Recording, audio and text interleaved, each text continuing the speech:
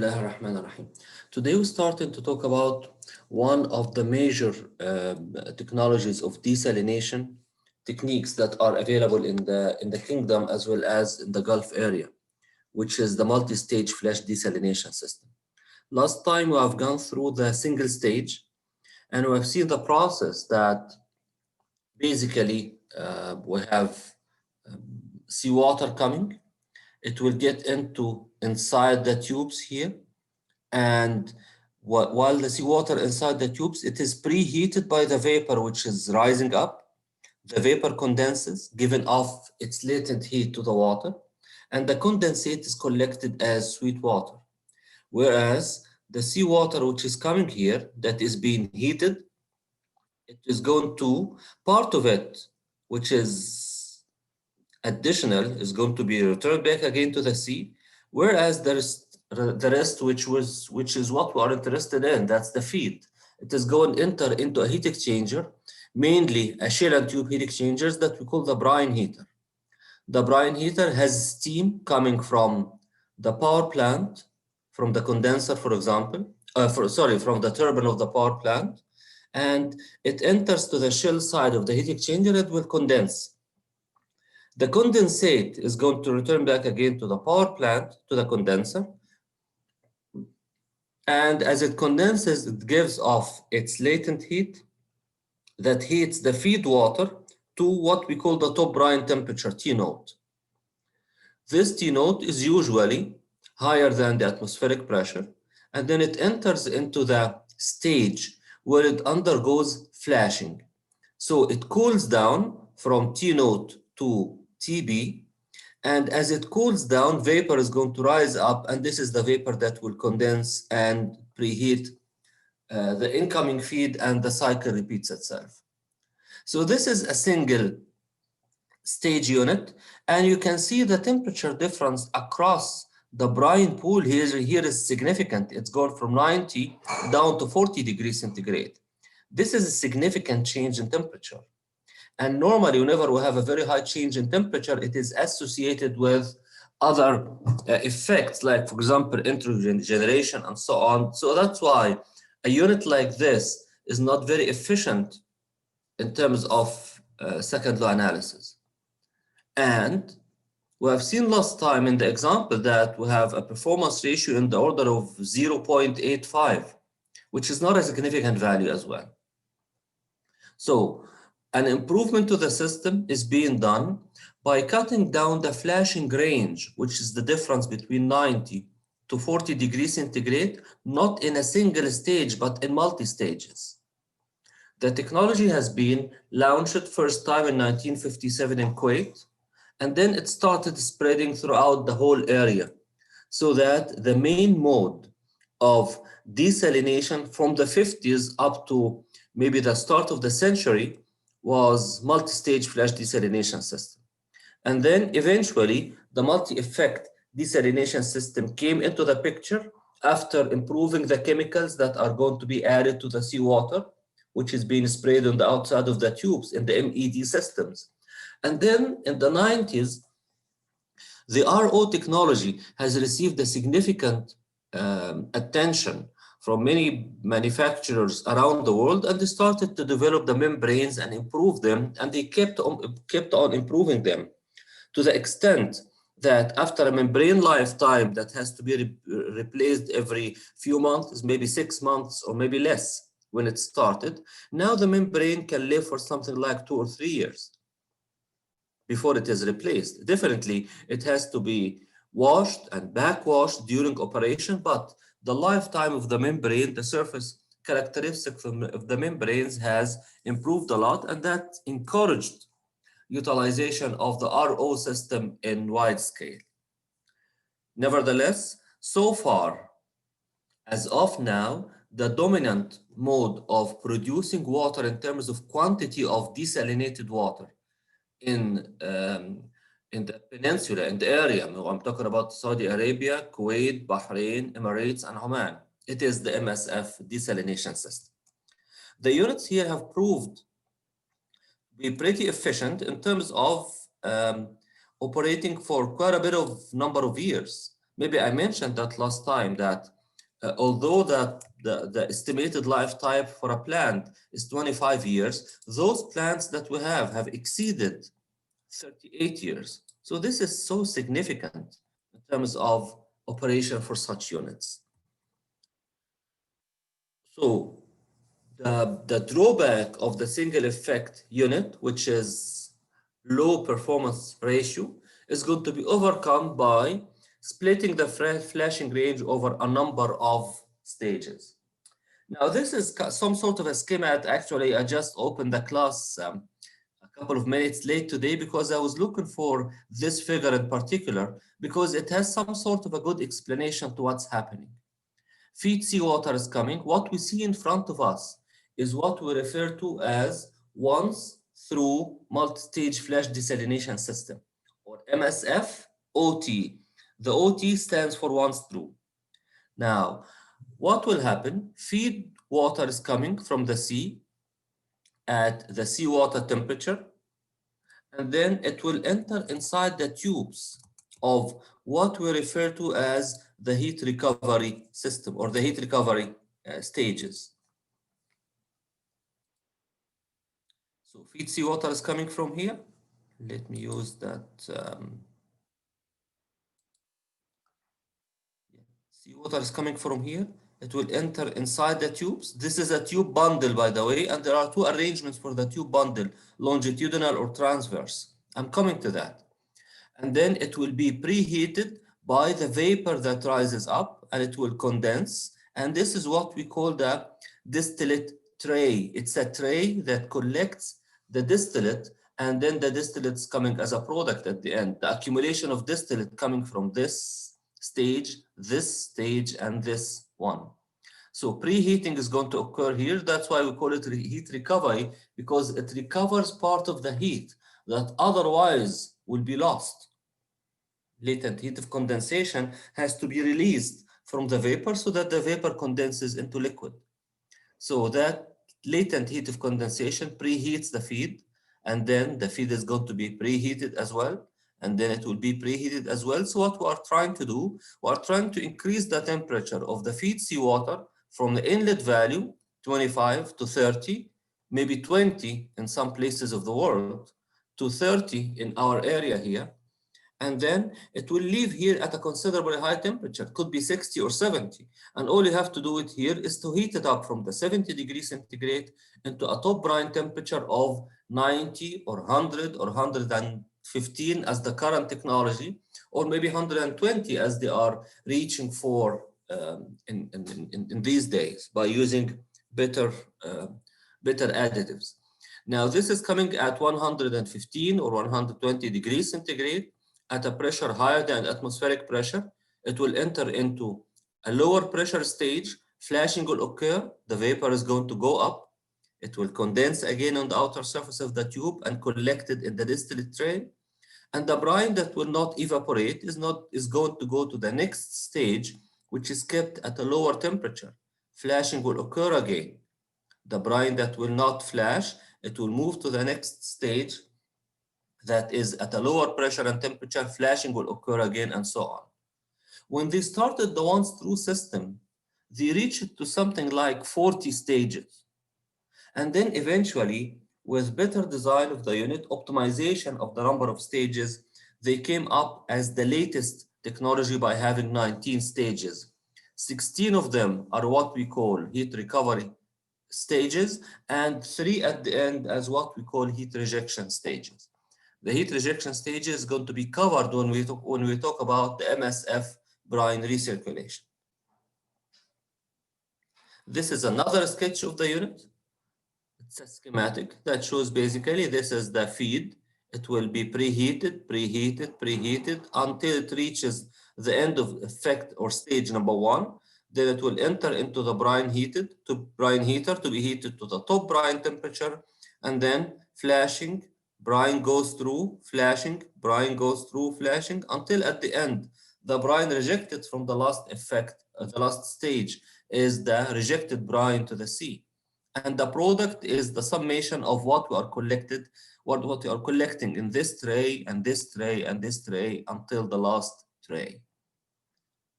Why it's called once through?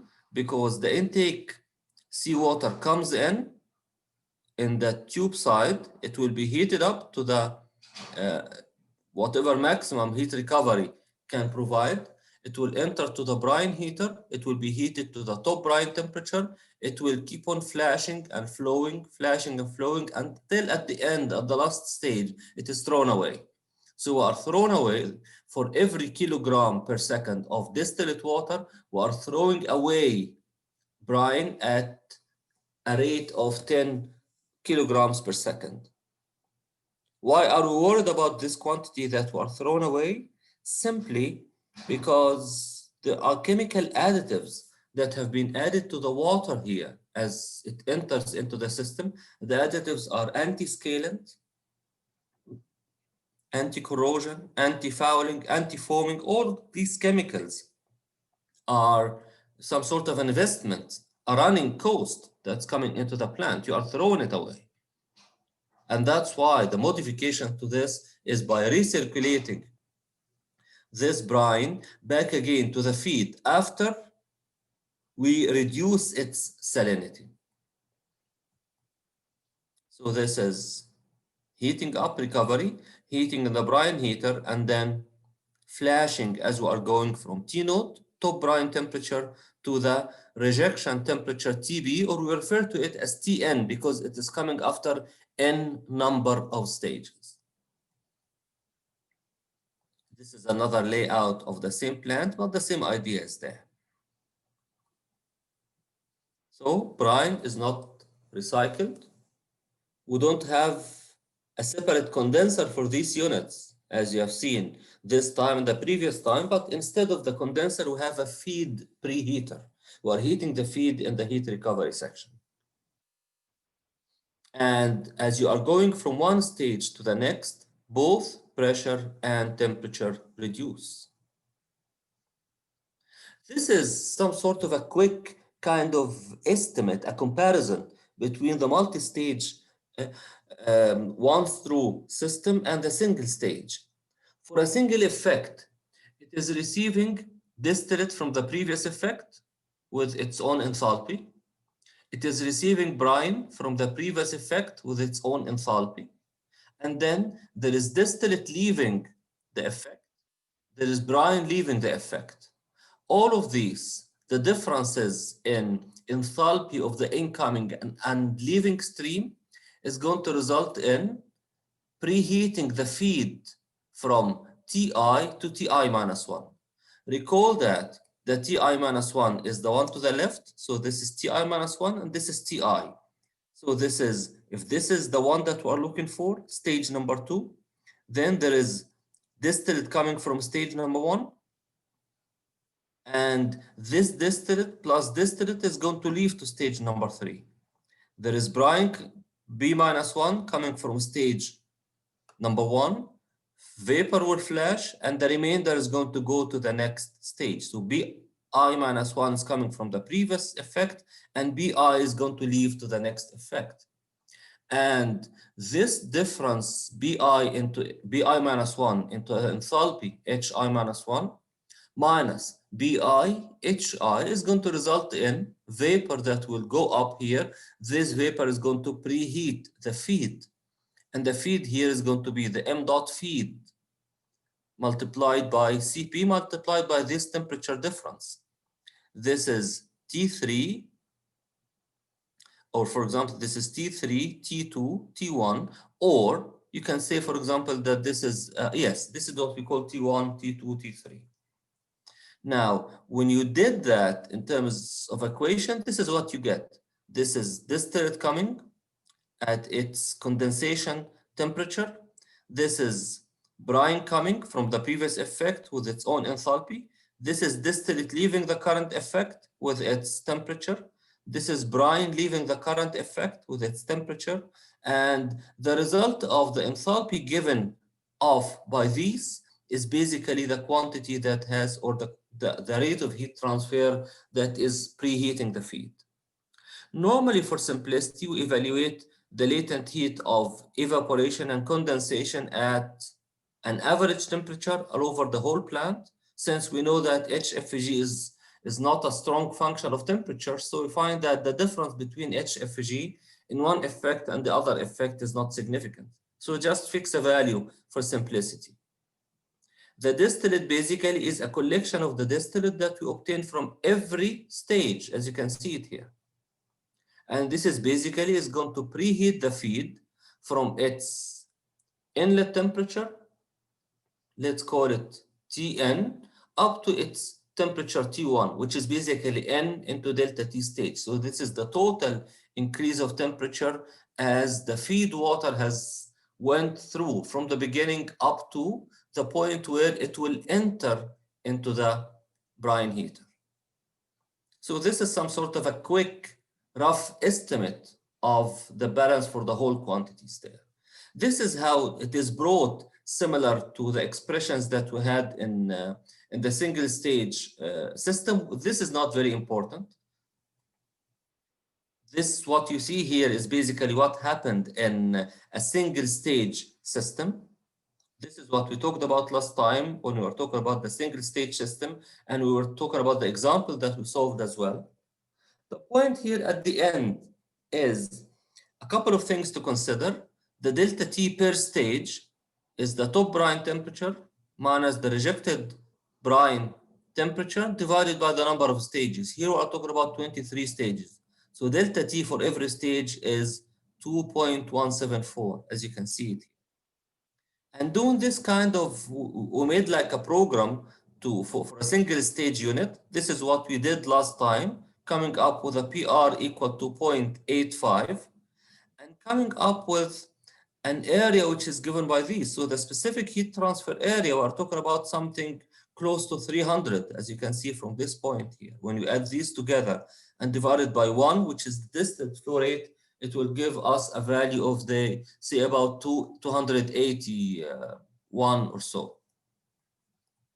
When we do that as a comparison with the OT once through, you can see the PR for the 23 stages is about 6.7 instead of 0.85.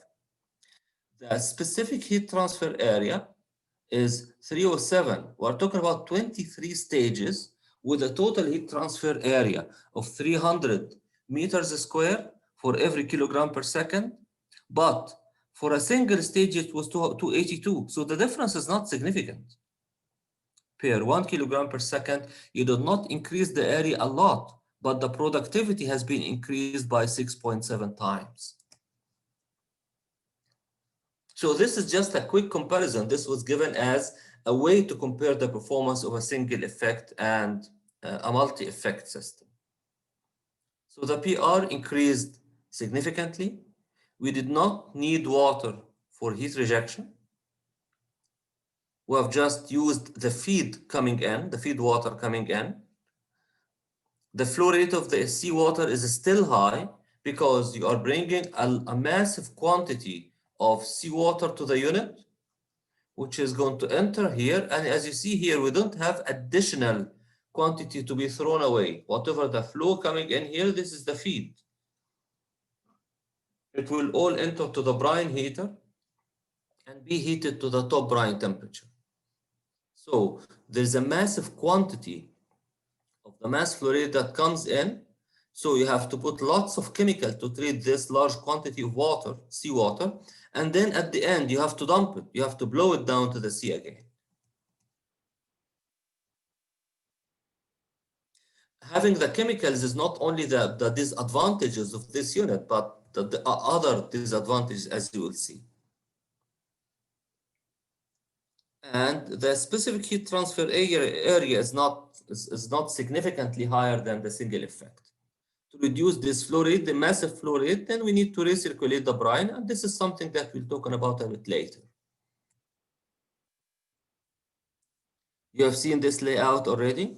Now this is what we call that we can have a longitudinal kind of tubes. So the tubes are so long and they are extended from one stage to the next, to the next, to the next. They call it longitudinal tube arrangement.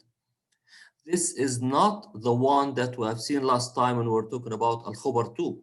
Al-Khobar 2, they had some sort of a transverse arrangement to the tubes. It gives better heat transfer characteristics, but it has a lot of pressure losses because You have to drive the feed water back and forth within the unit. It has a lots of bends, and then there is a considerable pressure difference, pressure loss, which is in need of large pumps to pump it in. Every arrangement has its advantages and disadvantages, or pros and cons. There's one problem here, is that the seawater that comes to the unit in the heat recovery section right here, this is coming directly from the sea. All you have to do is just add some chemicals into it. So in winter, this temperature is coming to be 30 degrees centigrade. In summer, it is 15.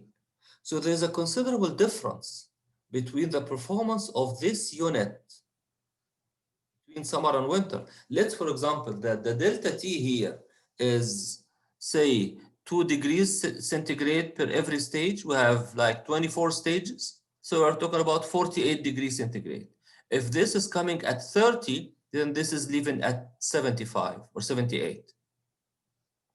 If this is coming at 15, then this is going to be leaving at 62, which means that you are going to need additional steam in winter so that you can increase the temperature of the same flow rate by an additional 15 degrees centigrade. So any decrease in the temperature of the seawater is going to be compensated by an increase of the quantity of steam coming from a power plant. If we increase the quantity of steam, then the performance ratio of this unit is going to decrease. This is why they said that operation of the multi-stage flash once-through system is good in places that are closer to the equator, in which the temperature summer and winter is hot.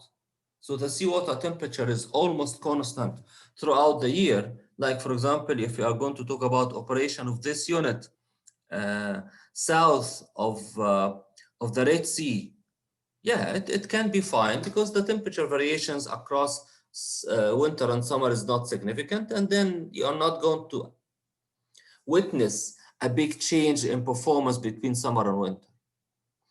A couple of solutions can be done. One of them, maybe by placing a heat exchanger so that it can take the feed, take the rejected brine in the heat exchanger to preheat the feed which is coming here, so that you have almost a constant temperature throughout the year. And this actually is being made in some of the plants, not MSF plants, but the MED plant that we have in Marafiq Jubail. They have something like that, so that the intake seawater, they pass it over a heat exchanger in winter, so that they preheat the feed coming in, so that they can reduce the energy which is added by an external source, which is the steam. So these are the drawbacks. We are talking about seasonal temperatures that may reach for 15 degrees delta T between summer and winter, that actually affect the performance of the unit. And to overcome this, you have to make an investment by adding a heat exchanger, brine to seawater heat exchanger, so that you can preheat the seawater in winter and have it coming in at slightly higher temperature, and then you don't need to add that additional quantity of steam in winter to run the unit with the same performance. Another thing, if this temperature is low, then the last stage temperature is going to be low. With a lower temperature, it is associated with a higher specific volume. If the vapor temperature is low, its specific volume increases. And this is a problem because the size of the plant, the size of the stage should be higher to take care of this very high specific volume. And that, again, it's a loss in terms of the capital cost. The feed flow rate normally ratio is somewhere between 10 to 1. Like, you produce 10 kilograms per second of feed water, and then you gain 1 kilogram per second of distillate. It consumes a large amount of chemicals as anti-scalant, anti-foaming, and corrosion control. This ratio of 10 to 1 is reduced in what we call the MSF brine circulation, which is utilized here in the kingdom. as 2.5 to 1. So it's only 2.5 kilograms of the feed can produce 1 kilogram per second of the distillate. And that's why we say that m dot distillate over m dot feed, which is the recovery ratio, is about 40%. And 40% is typical for this kind of plants. Are there any once-through system existing? Yes, there are some. I think that there is one somewhere in Emirates, and there is one or more in Palestine. And actually, I remember that we did sometimes a model for the MSF plants, and we wanted to compare the values that we are getting with an actual plant. So we kept on searching, and we found that there is one in Sirte. It's a city in Libya, and they also have like a once-through MSF system. It's old, but it's operating anyway. If we need to make an energy balance, this is basically the elements that we have. So this is effect number I. This effect is receiving seawater coming at temperature I, and this seawater is going to be preheated from Ti to Ti minus 1. Note that we are counting from left to right, so effect number 1, 2, 3, 4, and so on. So this is Ti, should be Ti minus 1. In the book, you'll find that they are doing something different. They are calling it this side I, and this side I plus 1, which is, I mean, both are the same. Now, distillate coming from the previous stages, that's why the sigma is here. It's the collection of the distillate that came from the previous stages at temperature T vapor I minus 1. It's going to enter here into that brine pool, and then it will leave bigger because sigma, if this is stage number 3, then this is basically D1 plus D2, and then it will leave as D1 plus D2 plus D3. So this is something that you would recall. And there is brine coming from previous effect. If this is effect number 3, so brine leaving effect number 2 is coming in at temperature T2. It will enter here. Part of it will flash as a vapor. It will rise up where the rest is going to leave here. So Bi basically is Bi minus 1 minus the vapor that has formed in this effect on this stage, and it will leave here. So that's what we can see in front of us here. It can be used as an energy balance, as a mass balance basically, and then energy balance. The mass balance, the feed that comes here inside the tubes is the same quantity that's going to leave here. It only has increased in temperature from Ti to Ti minus 1. The distillate that has come here has increased by the quantity that has evaporated. So the sigma Di is greater by the sigma Di minus 1, but the quantity Di that has formed here.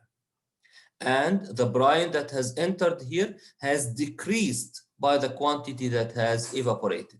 So Bi is less than Bi minus 1 by the quantity of vapor Di that has formed here.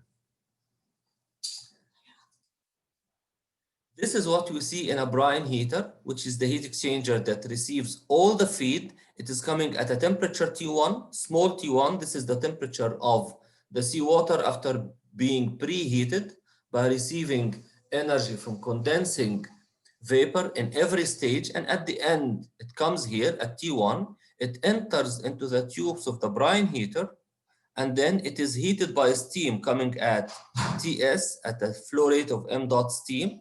It will enter as saturated vapor. It will leave as saturated liquid. And then the brine is going to be heated to the top brine temperature T naught, TBT, top brine temperature. And then it will, from here, it will enter into the brine pool of stage number 1 and so on. Any questions in the process so far? Is it clear?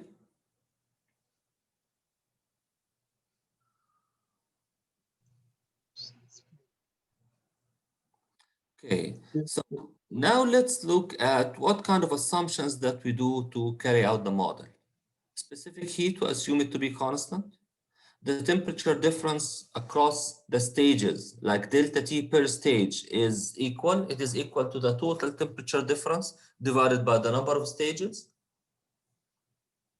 This is for the brine, which is going into the brine pool, and this is even for the feed, which is going into the tubes in the heat recovery section. So the delta T is basically constant. Latent heat of vaporization, we don't change it from one stage to the other. We're looking, you can do that definitely if you are looking for a more accurate solution, but this is basically what we begin with. The effect of non-condensable gases is negligible. The boiling point elevation will be neglected except when we are only looking for the surface area. And we'll see why I was doing this now. And then what we need to do is mass balance, energy balance, and then coming up with a heat transfer area for the heat recovery tube section and the dimensions of the stages that we have, like width, length, and height. And then we need to look at the performance parameters, and the performance parameters for these systems that we are always utilizing are basically the PR, performance ratio, the specific heat transfer area, and the specific mass flow rate of the cooling water. Overall balance, the feed that comes to the whole plant is going to be distributed to two pieces. One of them is the brine, which will be rejected at the last effect, and the distillate that will be collected basically from this unit.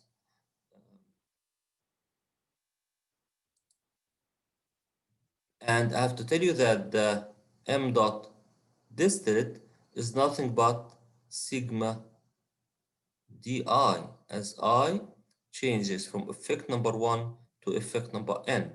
So this is basically should be d1 plus d2 plus until dn. This is the md that we have here. And then the mass balance, the xf into m dot feed, all of these are dots basically because we are talking about flow rates, is equal to xb m dot b. And then the T node, the top brine temperature, minus Tn, the rejected temperature, if these are the stages that we have going from stage number 1 to 2 to 3 to 4 and so on. So this is stage number 1 and this stage number n. What enters here at the bottom is T node, and what leaves here is basically Tn. So this temperature difference is what we refer to as flashing range. That is T naught minus Tn. So the delta T per stage is T naught minus Tn, the total temperature difference of the seawater divided by the number of stages n. So there's a certain temperature difference here. Suppose that this is 2.1, and this is 2.1, 2.1, 2.1, and so on. So that when you are looking at the first stage,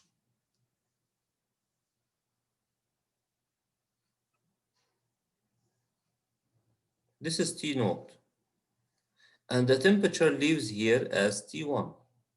It enters to the next stage, and then it leaves as T2, and so on, so that the temperature difference for each one of them is delta T.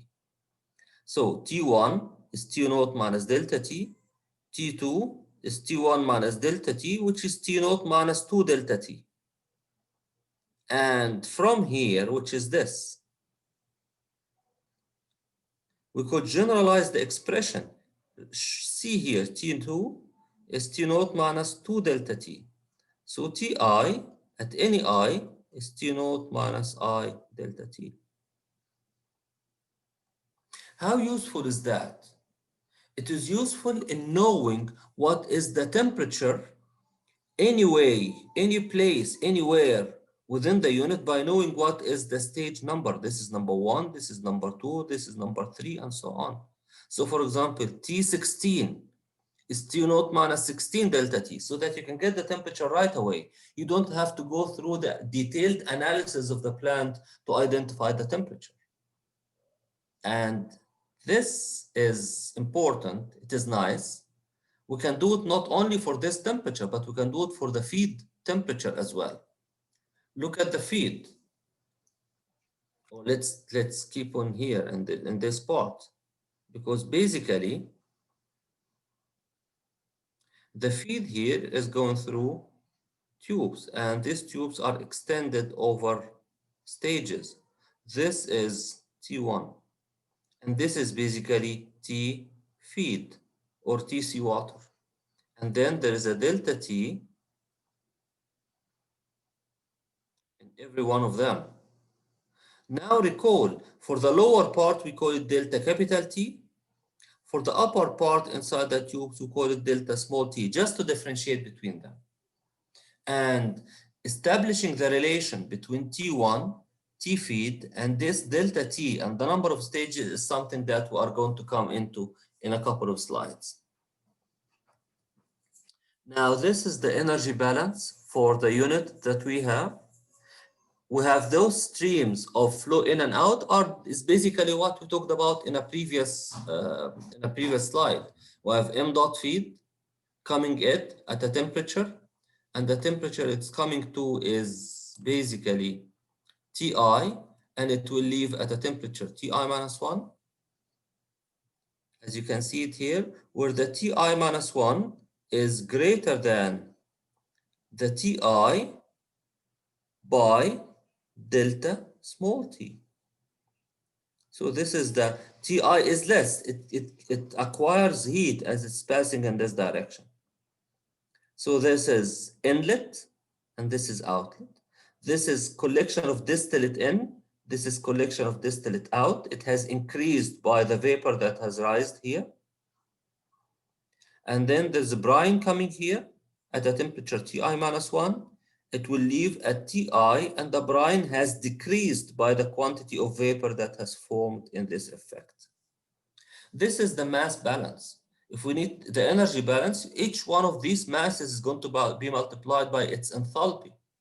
So this distillate which is coming here, it's basically the quantity of the distillate into its enthalpy. For simplicity, you are going to write it as Cp into temperature.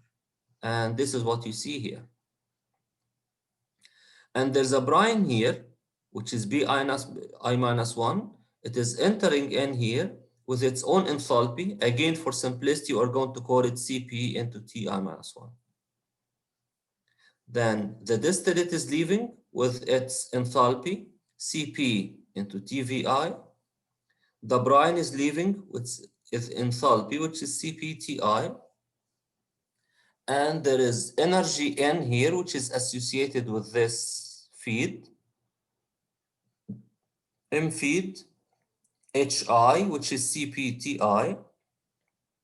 And it will leave here as M dot feed, Cp/Ti minus 1, which is basically what you see here. So this is basically N, and this is out. So what we see here in front of us here is just simply sigma energy in is equal to the sigma energy out, because it's a steady state process. Now, are the temperature of TV, is this temperature the same as Ti minus 1? What do you think?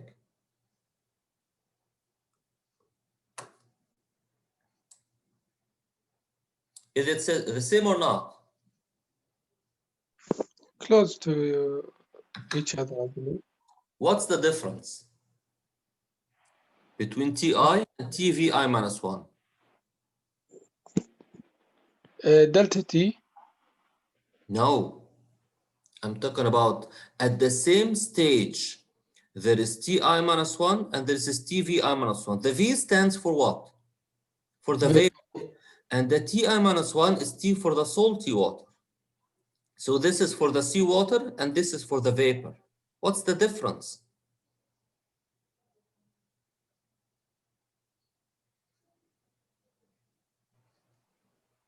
The one for vapor, it's much gonna be much larger than the one for the seawater.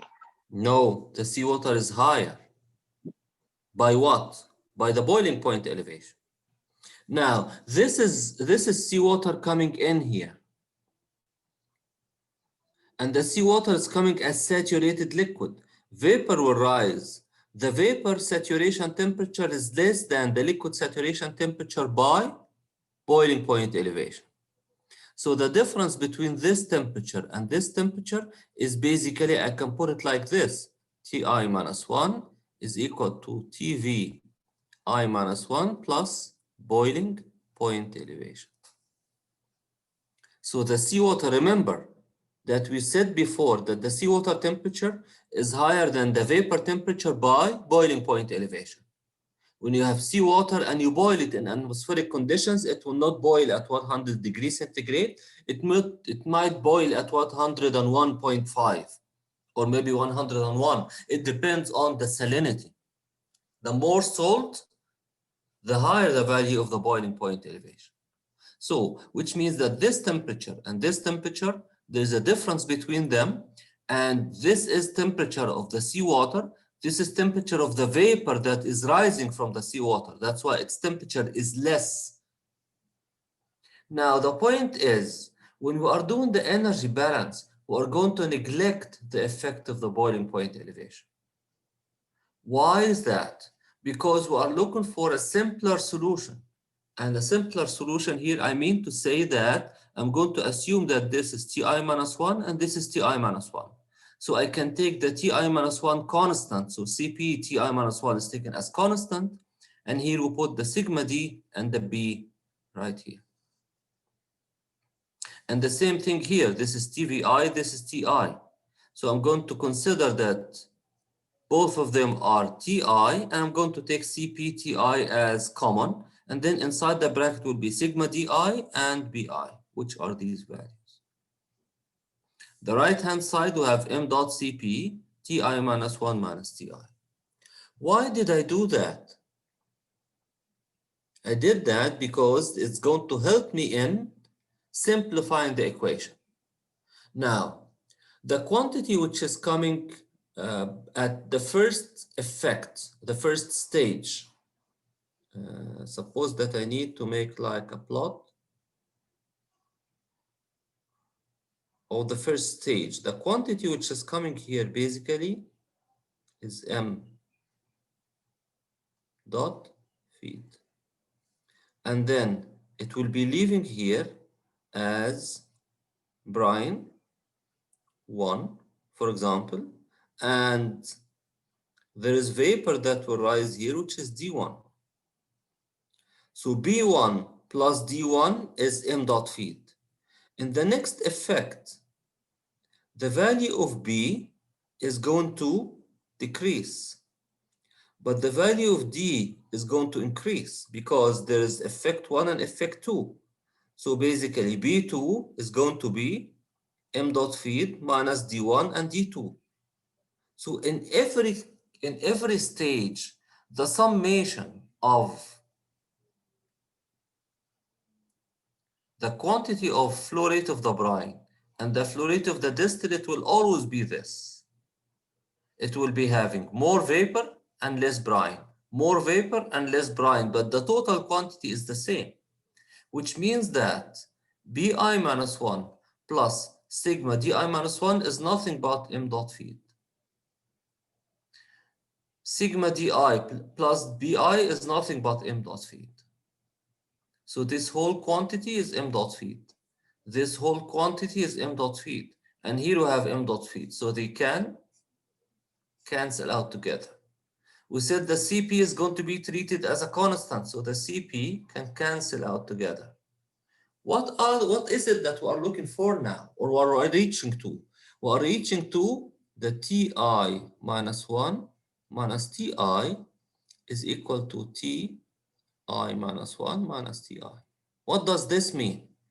It means that the temperature difference, delta T, is the same as the temperature difference, this delta small t. So all the simplifications that we have done here by assuming that the boiling point elevation effect will be negligible, that the Cp will be the same whether it is seawater or sweet water, it will be the same, it will cancel out. All of that was just done to reach for this simplified relation that the delta capital Ti is the same as the delta small ti. Temperature difference across the lower part is the same as the temperature difference across the upper part. Is that important? It's only simplifying the solution, the mathematical solution. Remember, long time ago, there were no advanced computers and people used to do many of the work by hand calculations. So they needed this kind of assumption. Now I can ask you, do I have to do it now? You can say, no, we don't have to. You can write the equation as is, give us the value of the boiling point elevation as a function of temperature, pressure, and salinity. Give us the value of Cp as a function of temperature and salinity, and then have the equation as is. These values are accurate, very accurately speaking, not exactly the same. So you can keep in or you can run the program in a more accurate manner, but you have to do it through the computer. You cannot solve it by hand differently. So this is basically what we're looking for. The delta T capital is equal to the delta T small. And accordingly, when we are looking for the temperature difference across, remember we said that we are going to come to this point a little bit later. I'm looking at the feed side, m dot feed, which is going to go through different stages. The temperature here is T1 and the temperature here is Tf. Since delta T is the same and it is the same as capital delta T, then we can say that T1, which is this temperature, is equal to Tf plus n number of stages into the temperature difference across every stage. So T1 is Tf plus n delta T. What about the temperature here, which is T2? It is Tf, plus n minus 1 into delta T. Right here, it will be Tf plus n minus 2, delta T, and so on. So this is what you see here. That generally speaking, the general equation is going to be this. The temperature of the feed at any stage will be given by this general equation. It's the feed temperature plus n minus I minus 1 into delta T. Delta T is the same as the delta T, which is basically T naught minus Tn divided by the number of stages. Now, the simplifications that we are doing will enable us to calculate Ti at any stage and Ti at any stage. And you can do that just in one step calculation for each one of them. And this is basically what we are looking for. Why? Again, it's for the sake of simplifications, because you need to come up with performance measures for the plant easily with accepted accuracy. For every stage, what will happen in the stage? It is the following. There is m dot feed coming in.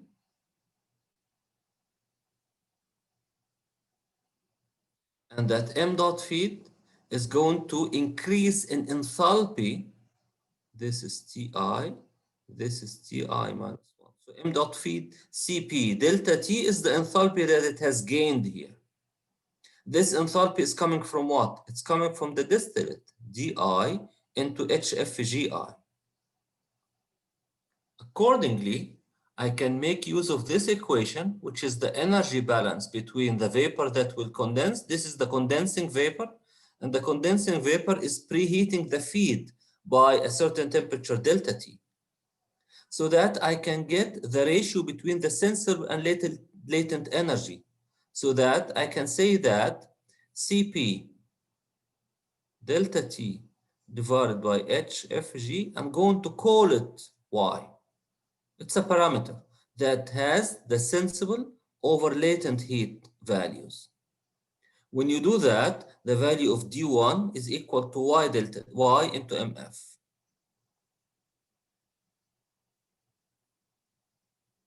What about delta 2, D2? D2 is basically Y into MF minus D1, which is Y into MF minus D1. I'm going to take it out and replace it by YMF. And you can get this relation here.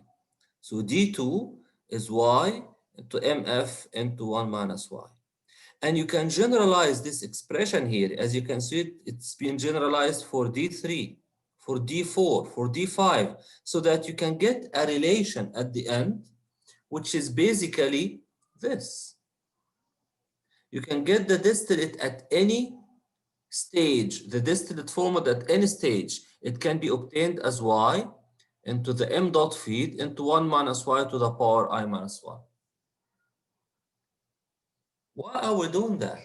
Because now this is going to enable me to know what is the product of each stage alone. Suppose that I have a plant of 24 stages and I need to know how much distillate is being given by stage number 11. All I have to do is know the value of HFG, of the CP, and the delta T, which are making the value of Y. And once I know the value MF, I know the value of Y, then D12, then put I equal to 12, and then you can get the value of D12 right away. D13, D17, whatever. The total distillate is nothing but D1 plus D2 plus D3 plus D4. So what we do, we just add up this kind of expression here, and this is what you get at the end. And this is another interesting kind of result. Because if I know the value of M dot feed, and I know the value of Y, which is CP, delta T over HFG, and I know the number of stages by MF, Y, and the number of stages, I can get the value of M dot distillate. So M dot distillate is not only M dot feed, is M dot distillate plus M dot brine, but a key for solving a problem can be this equation also. So that M dot distillate is M dot feed into 1 minus Y to the power N. And these are basically physical properties. The CP is a property, HFG is a property. Delta T is nothing but top brine temperature minus the rejected brine temperature divided by the number of stages. So now this kind of simplifications that we have done for the energy balance has led to further simplifications that we can get for the plant.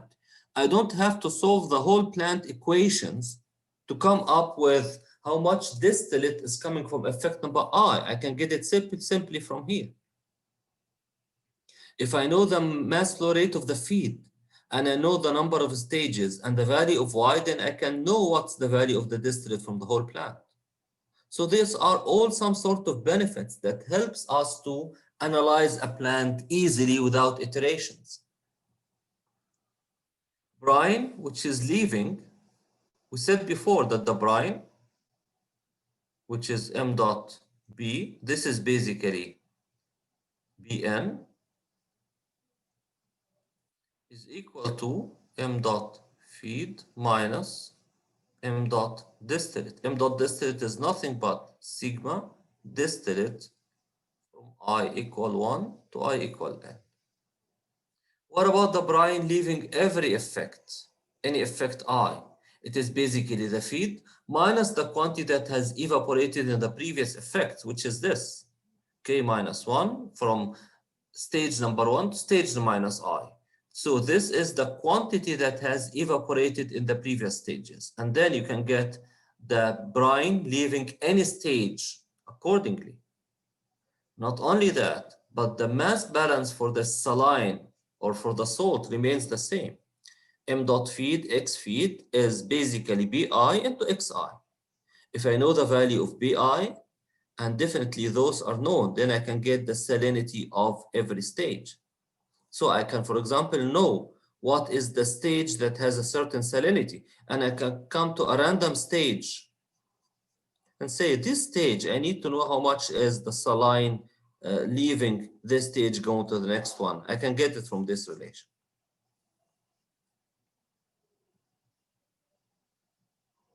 Now this is for the stages. So now the point of, or the benefit of what we have done so far is that you can do the analysis of any stage just in one or two steps. You don't have to solve, if you have 24 stages, you don't have to solve 24 equations and 24 unknowns to get the parameters that are associated with one of the stages. But simply, you can apply one of the equations that we had earlier, and then you'll be able to get the value of Ti, Ti, Di, Bi, and Xi. Any one of these, you can get it right away based on the equations that we have written earlier.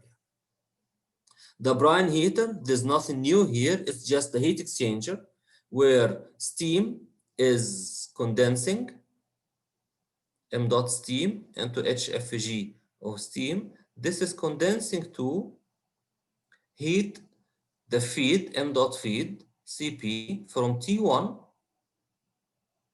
to T node. And it is also in balance with the overall heat transfer coefficient, heat transfer area into the log mean temperature difference of the brine heater, where the LMTD is coming from here. Basically, we have steam coming from the power plant, and this steam is used to preheat the temperature of the feed from T1 to the top brine temperature T node. And recall from the single effect or from the single stage system, we have seen that now we have become 11. So somebody has joined lately. Oh, 10 again. So, and this temperature difference is what we refer to as terminal temperature difference in the hot side, if you recall, for the brine heat. The overall heat transfer coefficient can be calculated in several ways, either a value that will be given to us, or you can calculate it from the relations that you have taken in heat transfer. Conduction resistance plus 1 convection resistance in the inner side. And if you have fouling resistance, you can put it as well. You have seen this in your heat transfer analysis. And you can make use of this to calculate the overall heat transfer coefficient. What Al-Dasuqi and Ituni did in their book was something that basically can provide us the UB as a function of the TS. This is some sort of a curve fitting for a large number of data, and they come with an estimate for this because they needed to put the whole thing into a program so that it will calculate the value of UB as a function of the known temperature of steam that we are bringing to the unit. Now, by the word condenser here, I mean the top of every stage. Now, I have a stage here. Let's talk about stage number 1.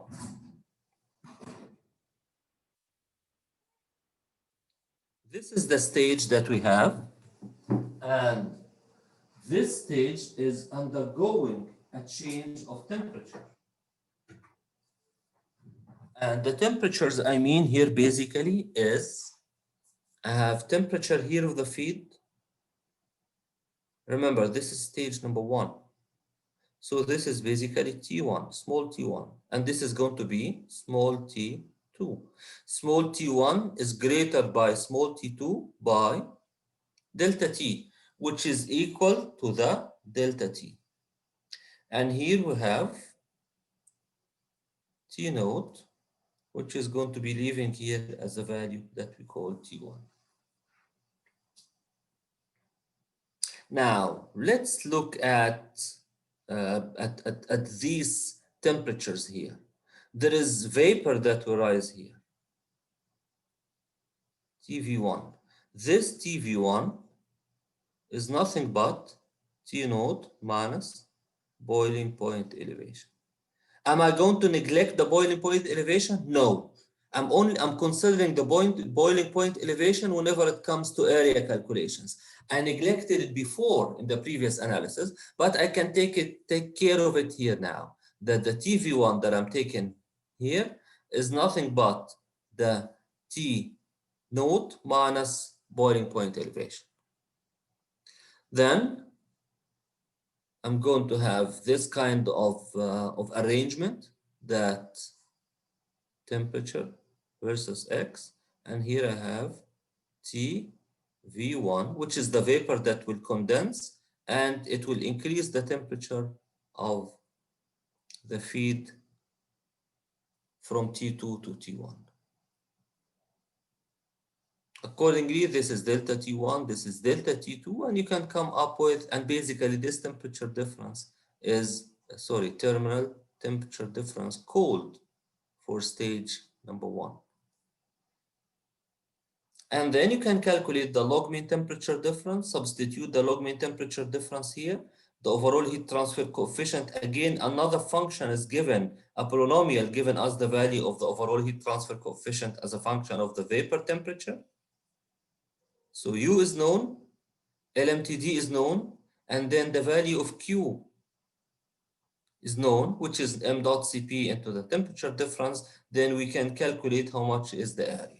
We assume the areas to be the same. So the total area of the plant will be area of one of these condensers, as you can see it here, plus the number of stages that we have. You can get the total area. If you are going to multiply this total area, or going to add this total area, which is NCAC, this is going to be added to the area of the brine heater, then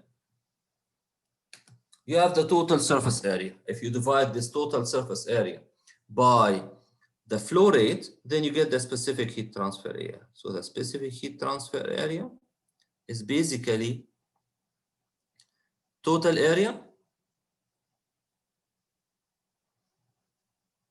divided by m dot distillate. What's the total area? It is the area of the brine heater plus the number of effects into the area of the condenser divided by m dot distillate. Remember, we said the evaluation of performance of this unit is normally given in terms of PR, which is nothing but the distillate divided by steam needed from a power plant, and specific heat transfer area. We don't have cooling water here. Basically, what passes in is m dot feed. So if you are going to talk about a specific heat transfer, a specific flow rate of the cooling water, it basically is the recovery ratio for our case. Now we are left with the stage dimensions. For stage dimensions, it is basically some sort of a combination between relations that you have studied in fluid mechanics earlier and some correlations that are used. What we are looking for here is the gate height and the brine pool. What is that? For a stage,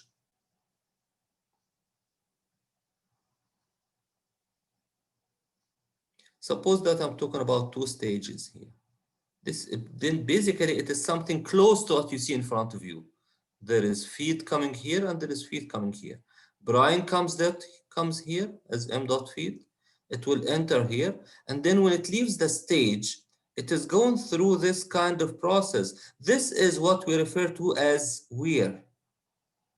I remember we used to study this weirs when we studied fluid mechanics earlier. It is something like the orifice, something like the venturi. It's some sort of a stagnant location. This is normally used a lot by civil engineers.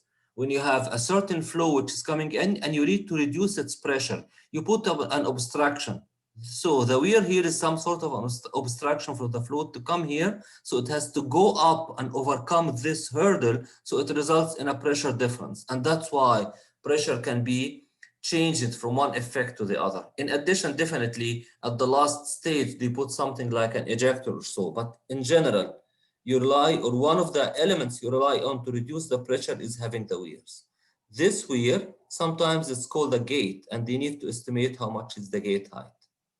The brine height is a little bit higher than the gate height as it passes in, and this difference between the level of the brine and the level of the gate height is a fixed value.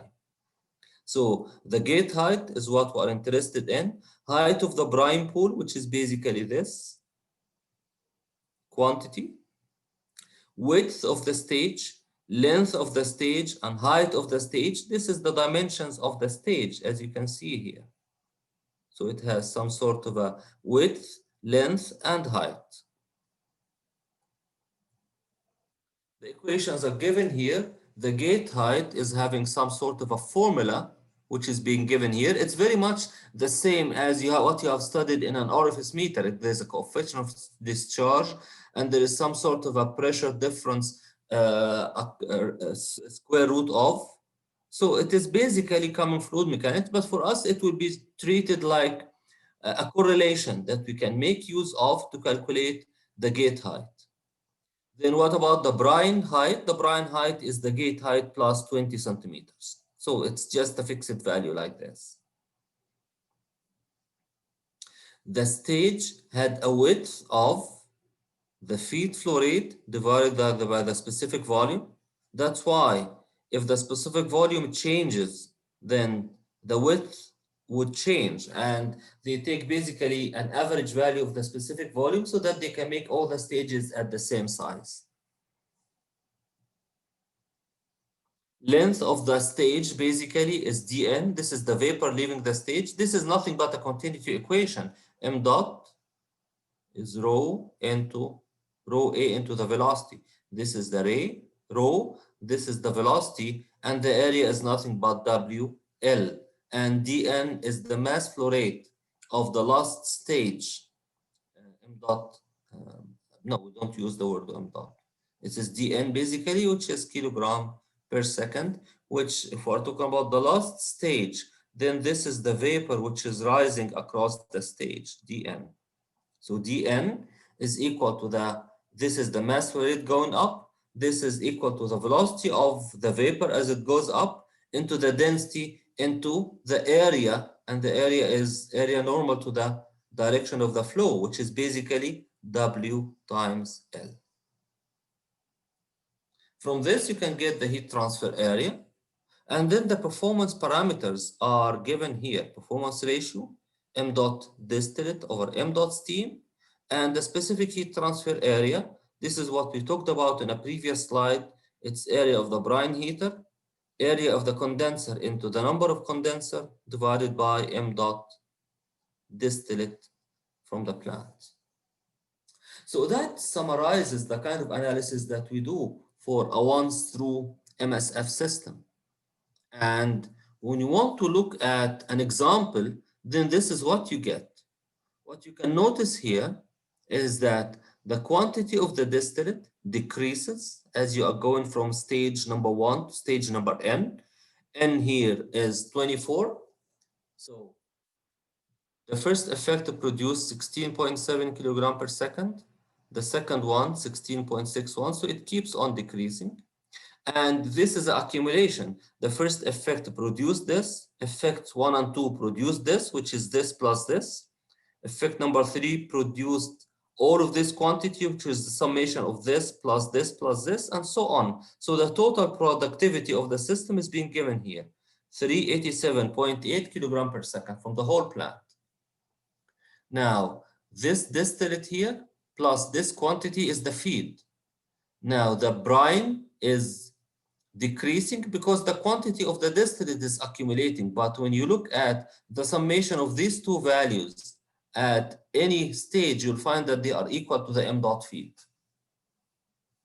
This is how the salinity increases as you are moving from one stage to the other. It starts with 42,000. It ended up with 47,000. And the balance here again is m dot feed. X feed is nothing but BI XI. And then you can calculate the value of XI from here. This is how the temperature drops. You'll find that the difference between each one and the previous one is nothing but delta T. So 103.25 minus delta T gets this, minus delta T gets this, minus delta T, and so on. And the delta T here is 2.75.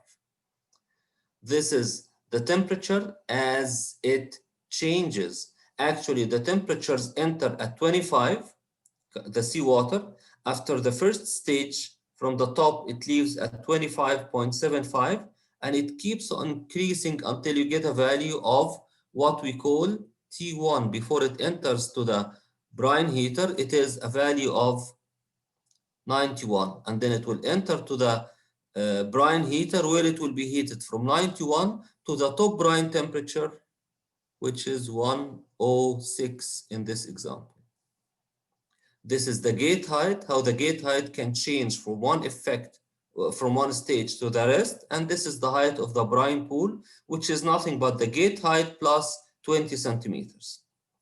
So this kind of analysis, you can generate this table easily from the relations that we have established today. You get the value of DI, D at any effect, sigma D is the summation. The BI, we have the relation for this. XI, we have the relation for XI as well. TI, we have the temperature, TI, the feed temperature I, and GHI. All of these, we have the relations for them. All you have to do is use these equations, and you can generate easily a table like this. All what you need to know is how much is the M dot feed, what is the feed temperature, what is the top brine temperature, how many stages, and then you can work out, and definitely what is the salinity of the feed, XF. Once you have these values I mentioned, then you can generate a table like that easily. The value of Y, Cp into delta T over HFG, and then all you have to do is just apply the equations that we took, and you can come up with this. So the point I want to make here is you can easily generate all the data that you want using the procedure that we took today with the assumptions that we made. We'll start next class by having an example, maybe a part of this example that we can solve, and we can get this kind of quantities so that you know the order that we go through for the solution to analyze a case in which we have a once-through multi-stage flash desalination system. Any questions? Thank you, Doctor. Fine. So that would be it for today, and then I'll see you next time. It's been like a one-sided class today. We had no interaction, but it's just going through the equations or the mass balance, and energy balance. This is what we did. In our next class, it will be some sort of a problem solving at the beginning of the class before we get into the brine recirculation mode, inshallah. So we'll see you next time. The homework has been released, and it is due next Saturday. Still, I have not heard from. I'm not sure if anyone, one of them is here. I mean, I don't see Hadi. I don't see Abbas. So no, Hadi is here. Yeah, Doctor. Doctor, my friend Hussein should have sent you the email before. He told me he will, but I'm not sure if he did. Then check with him. Otherwise, I mean, that progress report, I will have to put a 0 for you. So please make sure that you send. Oh, okay. Okay, Doctor. Okay, Hadi, shukran. Shukran.